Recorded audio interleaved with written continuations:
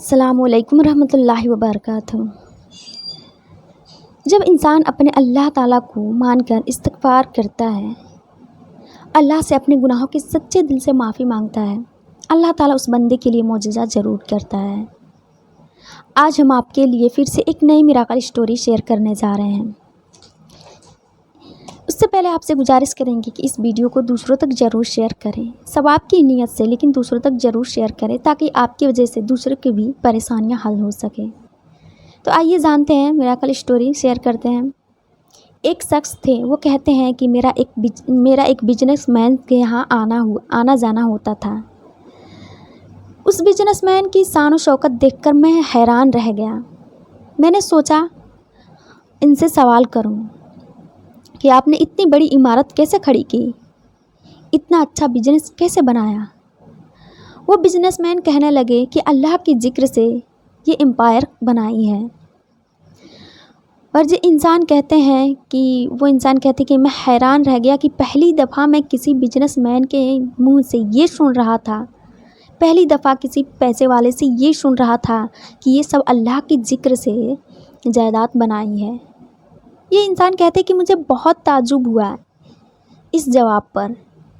پھر میں نے اگلا سوال کیا کہ آپ ذرا مجھے تسلی سے بتائیے کہ آپ کی کامیابی کا راز کیا ہے؟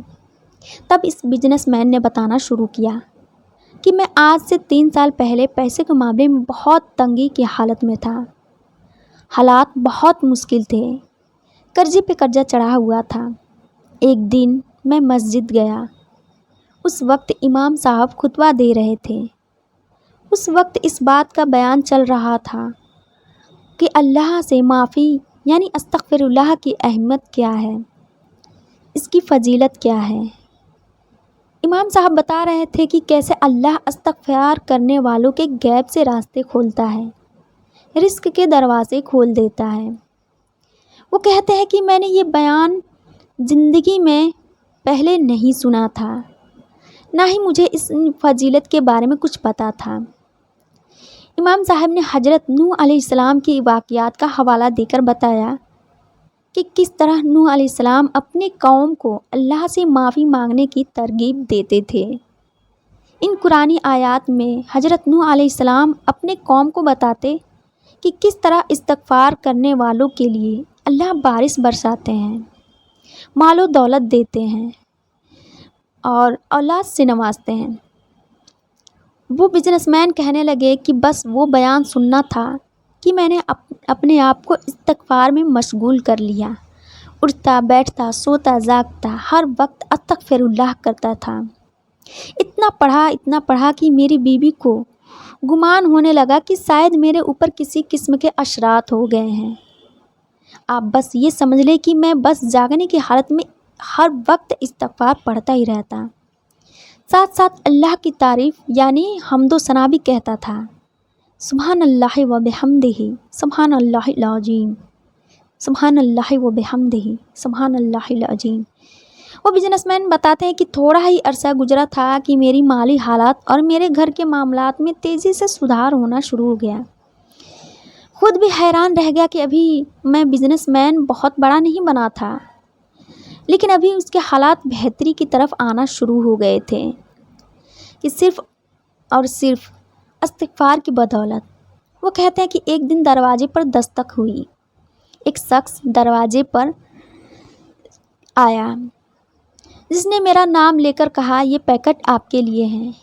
یہ بزنس مین کہنے لگے کہ میں اس انسان سے پوچھا کہ یہ پیکٹ کس نے بھیجا ہے، دینے والے کا نام تو ہوگا۔